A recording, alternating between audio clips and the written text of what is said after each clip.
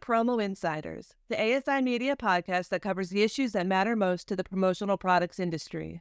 I'm Teresa Hegel, Executive Editor of Digital Content, and today I'm joined by JC Curleigh, CEO of Pelican, a brand that makes protective cases, coolers, and drinkware and is offered in the industry by top 40 supplier Logomark. JC has a track record of reinvigorating iconic brands from Levi's to Gibson guitars. Today, we're going to talk about some of his successes, his vision for Pelican, and his best advice for promo professionals. Thanks for joining us, JC. Hey, great to see you. Great to kind of be here remote, but it's awesome, and hopefully we'll get to some interesting insights. Yeah, for sure.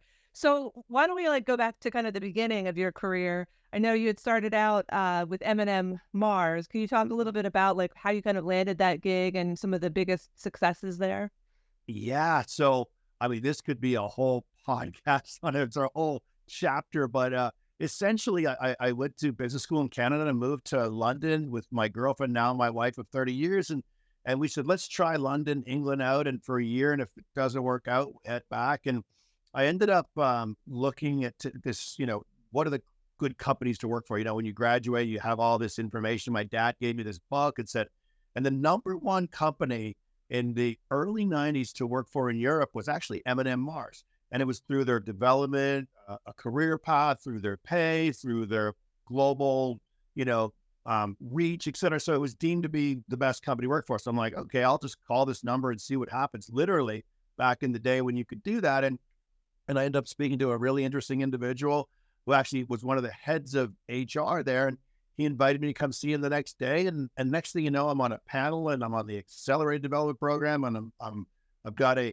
starting point career at M&M Mars, which was awesome in London. And then when I was there, you work in a few different areas. I did some manufacturing, I did some marketing and some sales. It's all just getting you prepared to be, a manager or a leader. And one of the projects was come up with an idea that would, really be a game changer. And one of the ideas was the name Snickers was named different things around the world back in the 90s. So this whole global branding dynamic. So we decided that a good idea would be to sponsor the Olympics with Snickers to make it global. And that was back in the day when Snickers was still seen as an energy bar, the original energy bar. So in moderation, athlete, there was the whole combination of things happening. And so we became the official snack food of the 92 Olympics, Barcelona and Albertville. And I was deemed one of the leaders to help drive that. I was in situ in Albertville in France and also in Barcelona for the duration of, and way beyond the duration, setting it all up. And it was just an unbelievable experience. I think that was the first time that I really understood that you can have a vision and then with an idea that's bold and convert it into action and then see the results. And it was the first time I realized, regardless of where you sit in the company, what your title is, what your experience is, if you have a vision and you can articulate it, and it's not just about being passionate, it's having a professional solution to that challenge, you can make a difference. And that was my start, and it was amazing. Yeah, that's awesome. I mean, I imagine there's some people that would be kind of their start and kind of where they would rest their laurels on, but obviously that's just the beginning for you. And I know you've kind of, like I mentioned in the beginning, you've had a track record of rebuilding and reinvigorating kind of iconic brands. So I was hoping we could talk a little bit about Levi's and how you help kind of make them relevant again.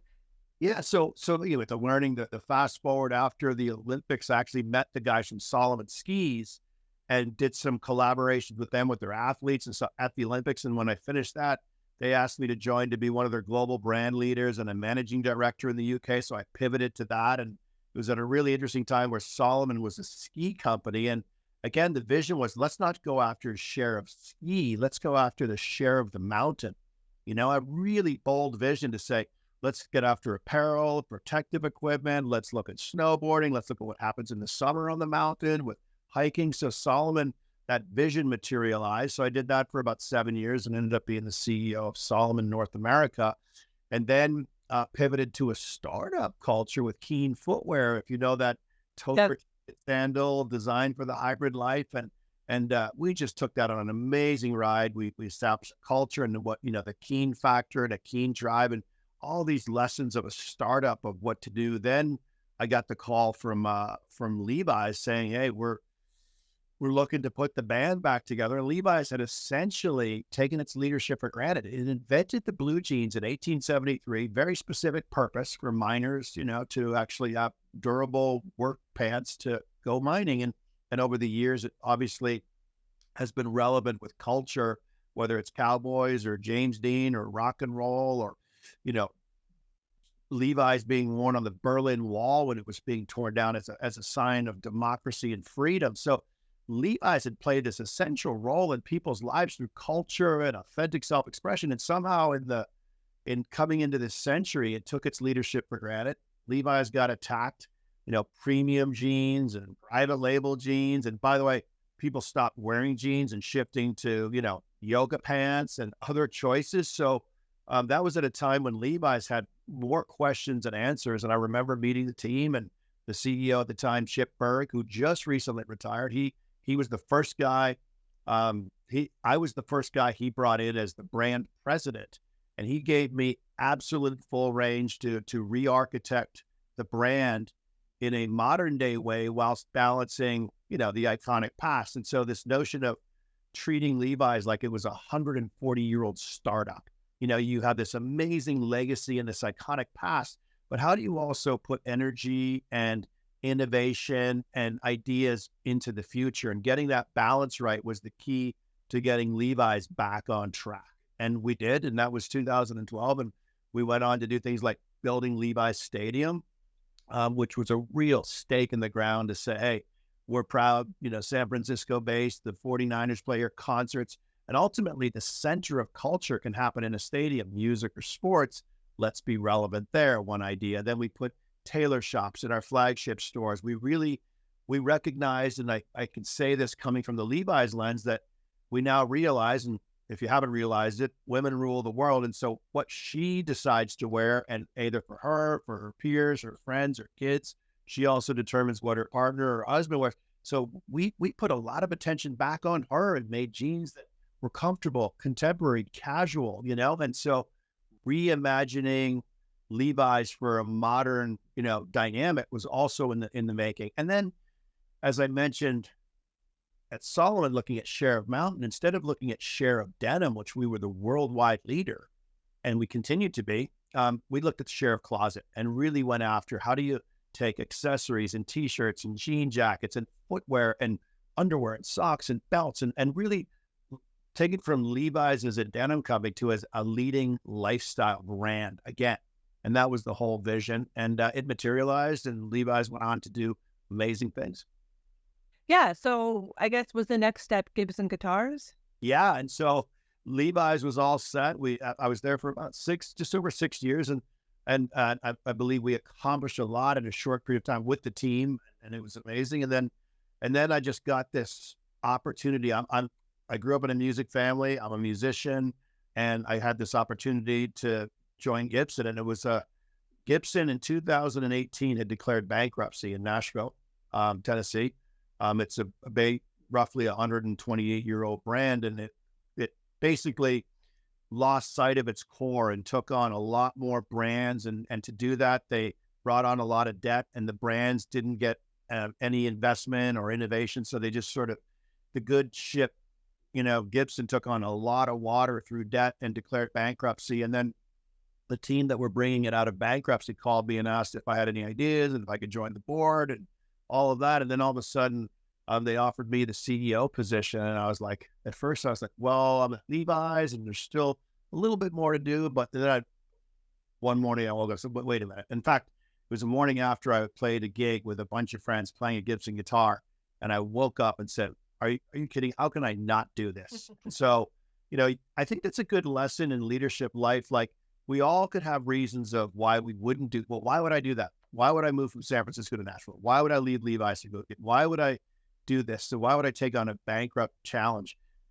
The minute you pivot your mindset into why wouldn't I, and then you can't answer it, then guess what? There's your answer.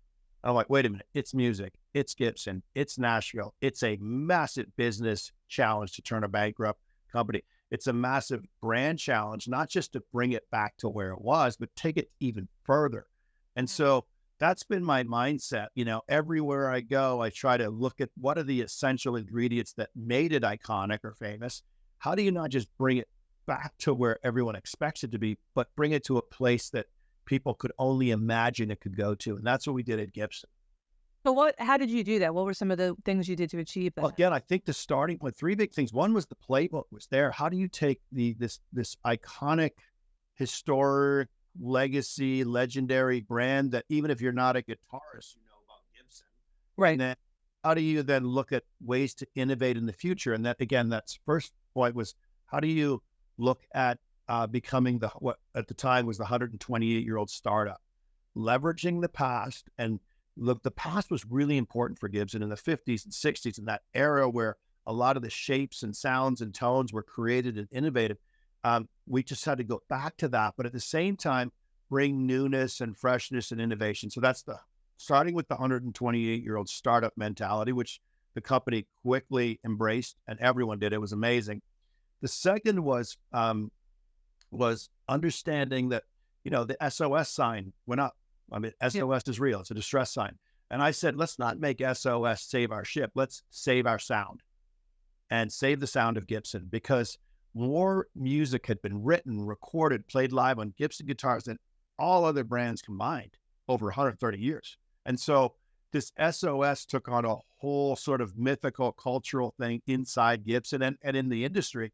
And then we pivoted from not just about save our sound, we went after the share of sound. And think about conceptually, like, how do you get more people playing more music and Gibson guitars than ever before? You go after the share of sound, which is a bit nebulous, but if you think about it, you can measure it. You can go to stage and see how many Gibsons are playing. You can listen to music and understand it. So, and then the third thing was we really understood that this it's not emerging, but it was relatively new to the guitar industry, was this notion of omni-channel. And I'm not I don't like the word consumer.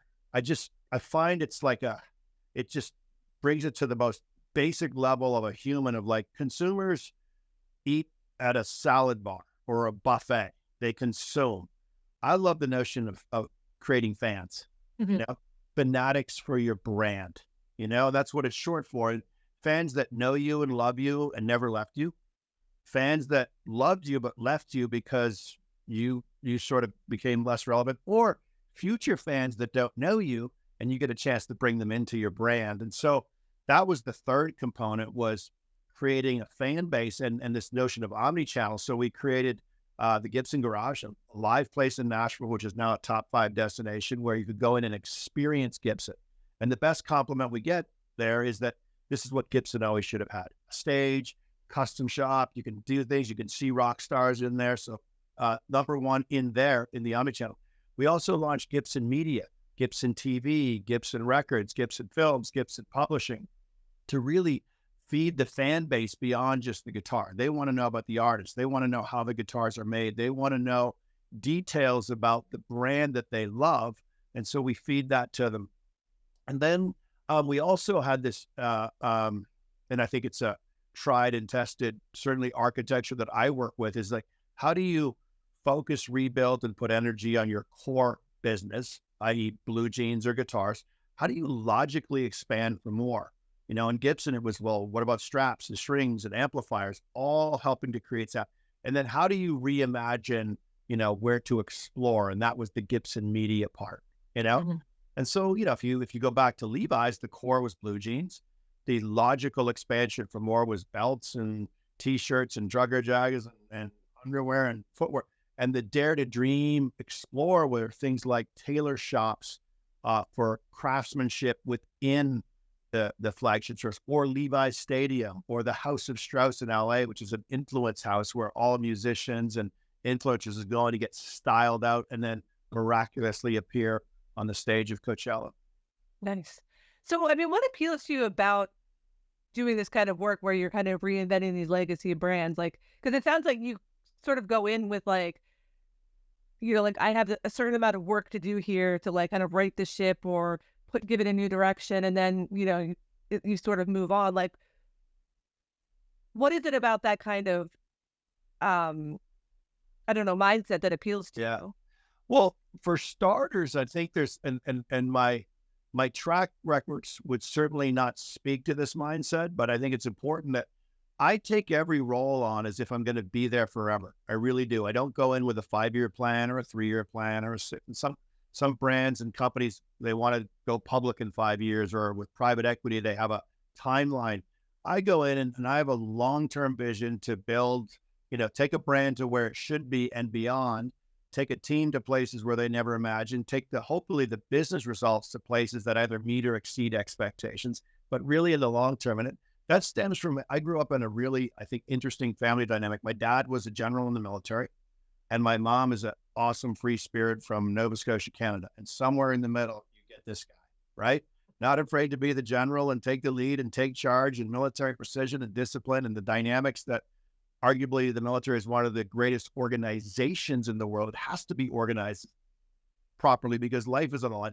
And then the other side is this soulful, visionary, culture building dynamic. And when we were kids, we moved all the time. And my mom would always, and my dad too, they'd say, hey, let's go meet the neighbors. Let's bring blueberry muffins. Let's introduce ourselves. Let's do something nice for the community. Let's learn the language. Let's help others out. And we would be like, this kid's like, well, we know we're only going to be here for 2 or 3 years. Why? And my mom said, what if we end up living here forever? Wouldn't you want to establish roots and culture? And if we end up moving on, we've made a contribution, and we've left that community and that culture in a better place than it was if we weren't there.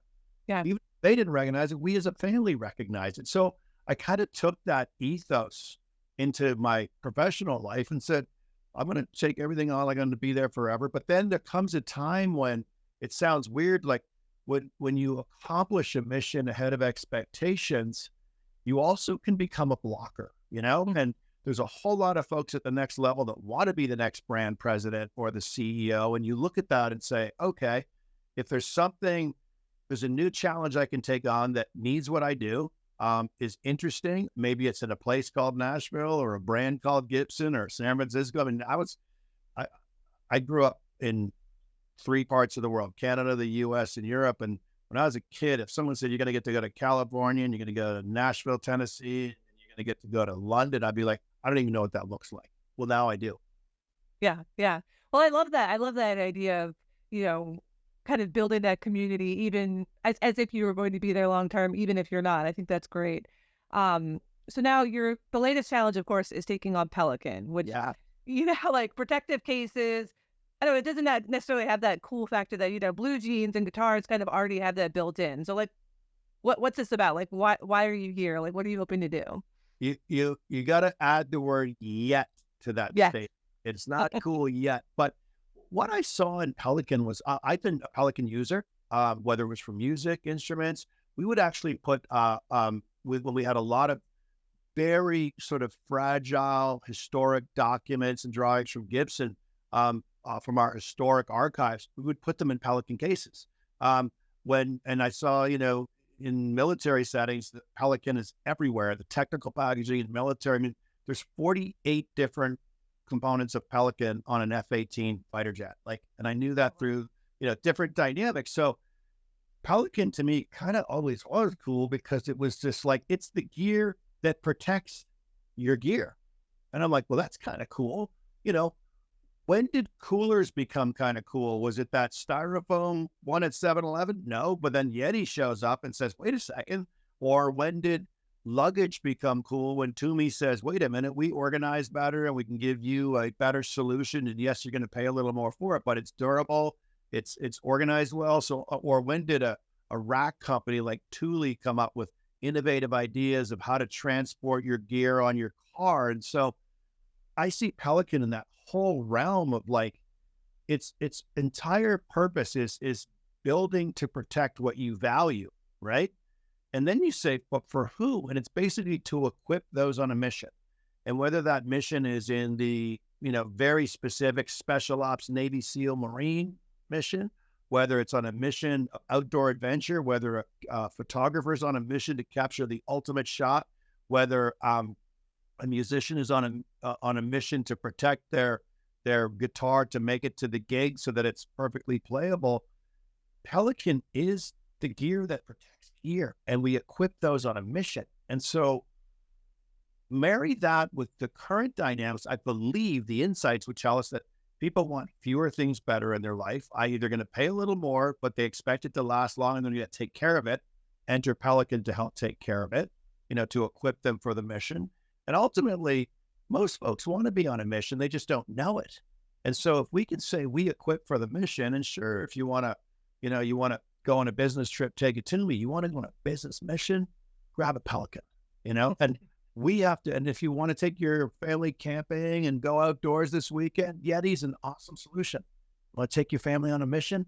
Use the Pelican cooler, get the Pelican backpacks, become part of the Pelican tribe to go on a mission. And that's not going to happen overnight, but we're looking at this entire, instead of just looking at items, we're now looking at collections for when we play in this amazing, the widest territory possible, air, land, sea, and space, even in space. Our products have been up in space. Oh, wow. So when we look at that, we then look at collections that are relevant for those areas. And we have some innovation and ideas how to bring better travel luggage. We're big and we're heavy, but we protect. What if we could still have the level of protection, but we could customize, organize, and personalize better, which is ultimately, you look at the promo market, it's come so far in the good old days when the word promo was like, it was basically, product that barely met a standard that people would put a logo on and be okay. And then who would wear it, who would use it. Today's promotional offering in the world of promo has got so much more premiumized with collaborations with brands and customized and personalized and the attention and attraction of that entire market has been an amazing journey. And last I checked with some facts, it's at an all-time high right now. Yep, you're right. All of a sudden it's a $26 billion market. So, a long way to answer the question, how do you take Pelican back? Well, we build to protect, but do it with collections. Like people want to track it, not just protect it. Like what's our AirTag Pelican solution? What's our phone solution? What's our hydrations on a mission? You better be hydrated. You're going to have one of these, so you better protect it. We're making micro cases for sunglasses, passports that you could put inside your backpack. If your backpack falls into the water or gets run over by a car, you might, lose a few things, but if it's in a Pelican case, it's protected. So built to protect, to equip those on a mission, and then show the adventurous spirit for defenders, protectors, hunters, gatherers, pioneers, creators, and show the use case, but in a really compelling way. Yeah, that's awesome. So I know you brought up hydration, drinkware. Yep. I know that's something that Pelican recently expanded into, and I think that that whole category is really interesting right now in retail and in the promotional space because it's very saturated, but it seems like there's always something cool, like a new cool thing. Like obviously, like Stanley right now with all the people kind of. I mean, maybe Stanley has already reached the point where it's like less cool now because of all of the kind of. Well, like everything that's happening with people kind of going crazy and like Target to get these Stanleys. But I'm just wondering, in this kind of overly saturated drinkware market, like where does Pelican fit in? How do you guys set yourself apart from all the different options? Yes. So, I mean, it's kind of repeating myself a bit, but worth repeating is like, we were traditionally a company that made protective cases. And what we knew was those protective cases were going on a mission, right? And as I mentioned, to do a film, a photographer, military, hunting, fishing, traveling somewhere interesting where you really need to protect what you valued inside there. Some of it could be work sites, taking your tools into a remote work site where if you don't have your tools, you can't do your job. So this built to protect was around that. Then when you step back and you realize that all of these individuals are on a mission, professionally, personally, passionately, you sit there and go, okay, what else do they need to equip for their mission to be successful? Well, as I mentioned, they need to protect their phone. They need to actually protect their credit cards and their, have a wallet. Not everyone needs this, but we've got these amazing built to protect wallets that are RFID, all of these dynamics and then we realize that ultimately people need to be hydrated. And so to your point, does the world need more coolers, more tumblers, more wallets, more phone cases? Probably not. Do they need a level of quality that has the legacy, heritage, and earned protection ability to make sure it lasts longer, it protects better, and it brings a solution to the mission? And so with Pelican Hydration, it's just such a logical expand for more for the mission. Last I checked, everyone has to hydrate on a mission. And why not A, bring them into the Pelican tribe, but B, give them a solution. And that solution could be subtle around innovations on lids, two-way lids, rotational, leak-proof. Here's an interesting one. Just this silicone here. Most people, if you own a boat and you walk on, they'd say, take your shoes off and please don't have a lot of metal that can damage my boat. This here, that's just silicone. You can bring it on a boat. You rest it in a cup. It's perfectly suited. And so we really looked at the market, and we're one of these brands that we think that essential equipment is all that's needed. So we have the 5 offerings right now in the appropriate sizes and the appropriate shapes, the appropriate closures, the appropriate protection. And so, and what we now see, whether it's on our website or when we go on our journey of Pelicanizing the world to equip for the mission, instead of just seeing, different cases that you can choose from, you're going to see a built to protect, collection that has phone cases, wallets, hydration. The center of it will always be our cases, Right. equipped for the mission, including coolers. And then that's why I believe, and the reviews have been amazing. Folks that I've been to at trade shows or our dealers, or I've read all the consumer reviews, it's like, finally Pelican goes beyond the case, and without saying it exactly this way, thanks for equipping me for my mission. I want to be part of the Pelican tribe, and that's Right. that's very real for us. Yeah, that's awesome. So, you obviously having worked for so many different brands, and I'm sure kind of keeping an eye on like just brands in general, what do you think a lot of brands get wrong when it comes to marketing themselves? Oh, well, I mean, let's look at Stanley. I mean, Stanley is 100-plus-year-old company that has authenticity and hydration probably more than anyone else. But it took a mindset. They could have stayed in their lane, and it took a mindset to say, let's look at colors. By the way, note to all, like, let's look at her. She's on a mission. Like, that's what we did at Levi's. That's what Lululemon did. That's what, ultimately Stanley said, why do we have to do, brown, black, and gray? What about colors? And what about thinking about what she's doing? And so, and then use of social media. And you can never plan these things. But I think what a lot of companies get wrong is there's a contrived nature to a big launch. Mhm. And typically that leads to, a novelty dynamic. Anyone can put a lot of money behind something, do a launch, but what's the earned authenticity or innovation that's going to sustain a novelty period? And, I think Stanley's a great example. They have authenticity, they have a novelty moment, but they're not going to go away. They're just not going to have probably the peaks that they had. And so, the question of what do companies get wrong? I think that if there's an authentic build of a brand through a series of moments that lead to momentum, that's, I think, building a brand in the appropriate, genuine, authentic way that the fans would expect.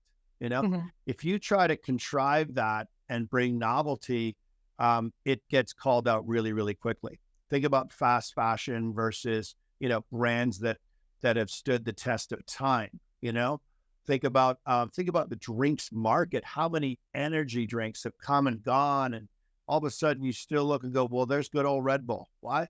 They invented the category, first mover. They spent a lot of time and energy sampling, proving that their 8.3 ounce can actually delivered, against the give you wings proposition. Then everyone else tried to jump on it, novelty.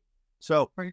I think that's the distinction is, the difference between, novelty and innovation, and then how marketing interprets that into the market is a critical point. And by the way, there's nothing wrong with novelty.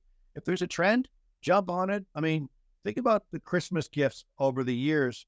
What were the hot trends? You didn't even see one of them anymore, so hoverboards were the hottest thing, and now they're not. And sure, there's a few issues, but novelty is not bad as long as you understand that it's not forever. Right, right. Iconic brands should be built to last.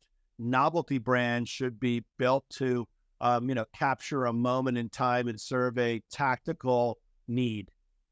Iconic Okay. brands should serve a strategic need in the future. That's how I think a lot of companies don't make that distinction. Yeah, yeah. So for people in the promo industry, um, what would you be your best business advice for them? I, I what one of the things, a couple things I would say. One is already happening. It's really cool to see. I mean, our partners at Logomark, they have a premium approach to everything they do, to their distribution, to their marketing, to the way that we engage with them. They so want to understand our brand to be able to then, represent us. And I think, you know, if you're still in last century's promo mindset, what's the cheapest I can make and the most volume I could sell to someone who might not get a repeat order, but boy, I got the big order. Get into this century's mindset, which the winners in promo are premiumizing, they're customizing, they're personalizing, and they're also collaborating with brands as opposed to just private labels. So Right. brands matter, premiumization matters, customization, personalization, and durability, not just throwaway items, but durable items. I mean, I would bet if you checked a few years ago, maybe 10 years ago, tumblers and, durable were probably not on the top 10 list. Now I understand I don't know if they're two or three or two, but like you're never going to beat t-shirts in America. But boy, the tumbler that's meant to last a long time has certainly stood the test of time in recent years. Yeah, So, yeah. and I would say also advice that I've been given and that I take on is it's okay to be aggressively patient. We're growing up in a world where we want results fast, so let's be aggressive, and it turns into angst, and it turns into mistakes, and it can turn into, you know, it could put your business or your career in a position where you would have regretted it. Everyone, we've never met, but I bet you made decisions fast in your life and you regretted some. Mhm. I can also tell you that a lot of people knew they needed to make a decision. They waited and they slow-mo shuffled it. And then they finally made it. It's like, why didn't I make that earlier? So I think a really good piece of advice for all of us is how do you get that balance right of being aggressively patient? When you know you're ready and your team is set or the market opportunity is there, be aggressive and pursue it and get after it. If the conditions for success aren't there, don't go into it. Don't be the charge of the light brigade. Actually, have a little exercise some patience, understand the conditions for success aren't there. Over time, shape those conditions for success, and then be aggressive. So being aggressively patient or patiently aggressive, I think, is a much needed balanced dynamic, both personally and professionally in this world. Okay. Yeah, I think that's all really good advice. Well, is there anything else that you wanted to add? I mean, this has been a great conversation, but like what's like one final thought you want to share? Um, for me, and as I look back, and it's always interesting and appreciate the line of questions, but I reflect on the brands that I've been a part of. And, I truly obviously believed in the brands, but there's a common thread upon Levi's, Keen, Gibson guitars, Pelican cases in this world where we're all demanding corporate social responsibility or all these areas of, and understandably too, by the way, or of environmental social governance. I've always been attracted to brands and businesses that inherently deliver against that. It's not a contrived CEO mandate to do this. I mean, the spectrum of breadth on Pelican cases are used by everyone. Levi's, highly, wide spectrum of use, Keen shoes. And then if you talk about sustainability, someone would ask me, well, what's your thought on sustainability? I said, I want to be part of companies that make products that quite frankly last a long, long time. Guess what? You can find a pair of Levi's jeans that are 100 years old, or you can steal your dad's jeans and take them to a festival. Pelican cases last a generation. Gibson guitars can last 20, 30, 50. There's 100-year-old Gibson guitars. So I think as we look forward and try to innovate against these areas, sometimes the answers in the past, making making amazing products that connect with humans culturally and also meet their utilitarian needs is a good starting point. Yeah. So, to put a bow on that, I would say like I've always attached myself to brands I believe in, and also I can still make a difference in. What if the world attached themselves to what they believed in, but could make a difference to pivot it to a better place? That's kind of an interesting angle, and you don't have to be a CEO to think like that. Everyone has the ability to ask good questions. I rate and judge people by the questions they ask, not just the results they deliver, because Right. normally the right questions lead to better results. Yeah, for sure. Well, as a journalist, I like that way to wrap things up for sure. Um, well, thank you so much for talking with us today, JC. This was a great conversation. Once again, for ASI Media, I'm Teresa Hegel, and this was Promo Insiders.